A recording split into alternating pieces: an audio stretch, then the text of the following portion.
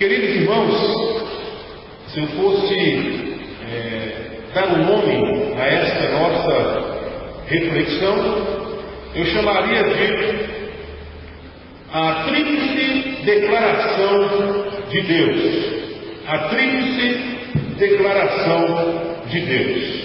Para entendermos melhor a palavra que o profeta Jeremias trouxe ao povo de Israel e às nações vizinhas daquela época, no Velho Testamento, é importante lembrar que era o momento em que o povo de Israel, de Judá, estava cada vez mais se distanciando de Deus. O povo estava vivendo na prática do pecado.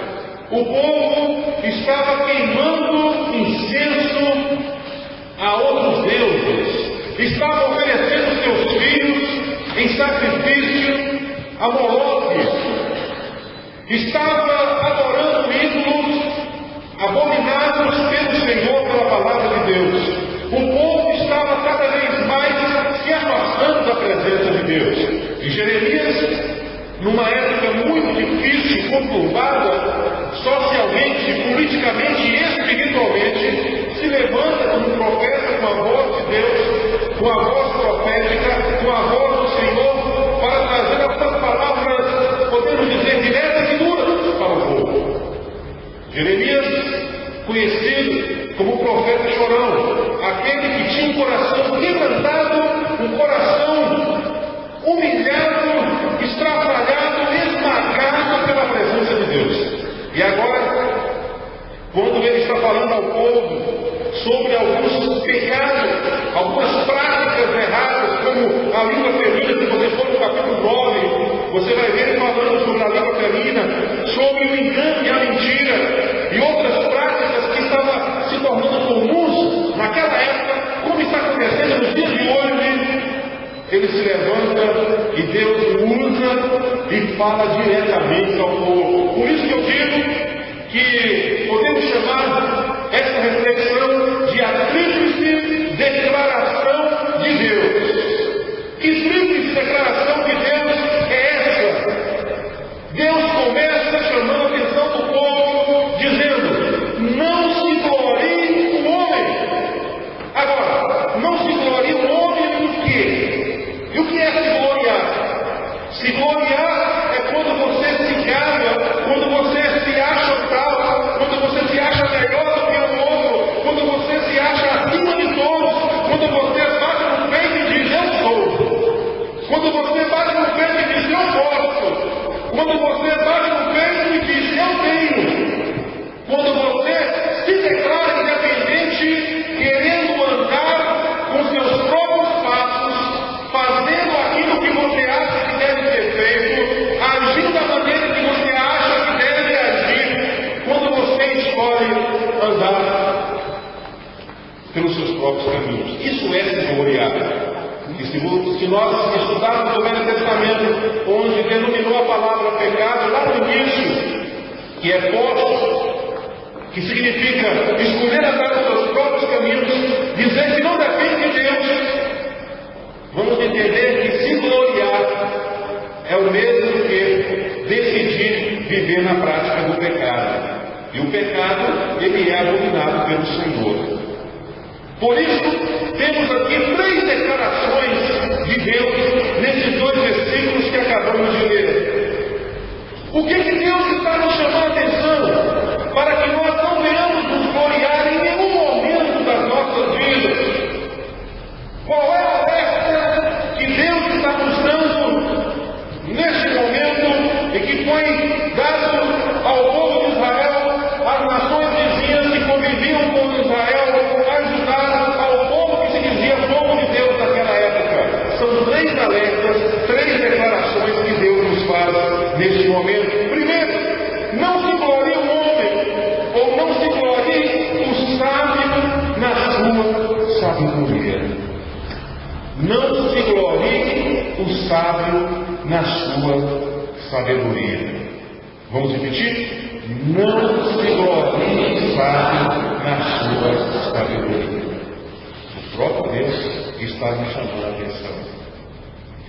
Deus não dizendo que a gente não pode ser sábio, pelo contrário, devemos ser sábios, sim. O que Deus está dizendo é que nós não devemos nos firmar na quantidade de conhecimentos que nós adquirimos diariamente, que nós não devemos nos gloriar em toda a sabedoria que nós adquirimos. No caso, entrando na história como um todo, o homem, quando conseguiu pisar na lua pela primeira vez, foi um ato de sabedoria que ninguém imaginava. De repente, vamos falar de pessoas, de situações, de projetos foram elaborados para que o homem pudesse pisar na lua.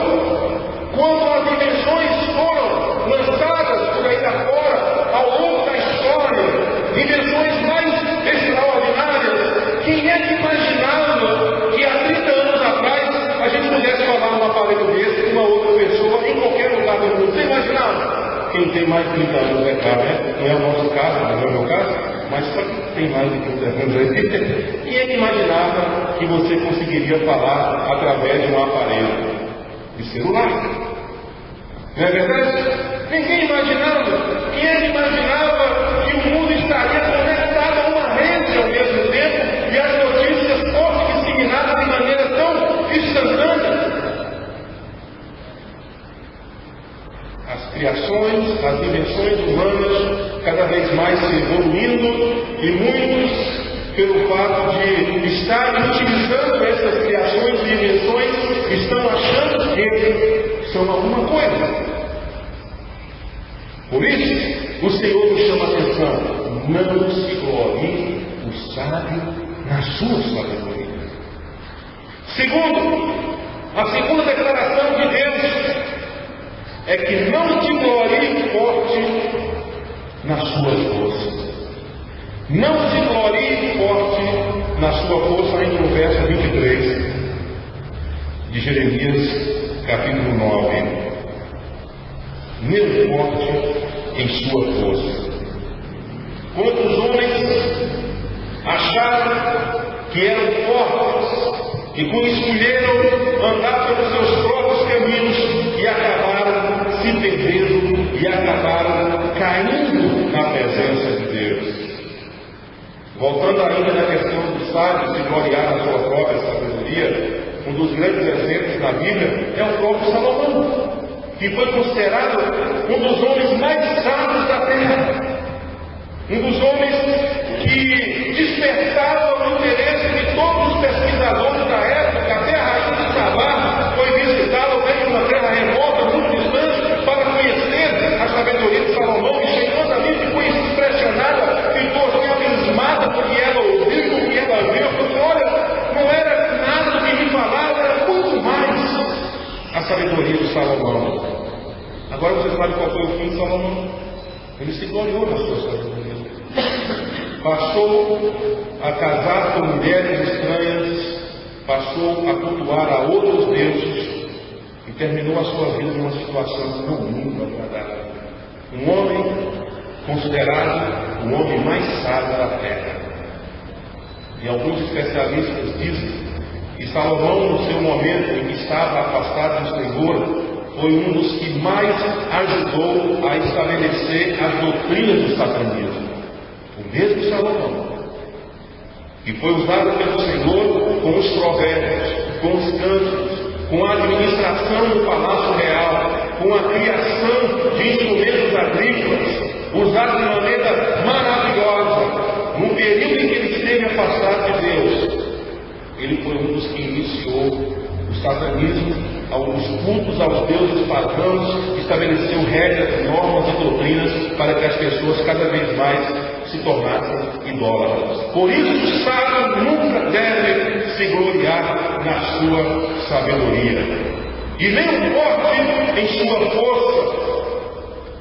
Tancredo Neves, quando estaria assumindo como presidente da República do Brasil, ele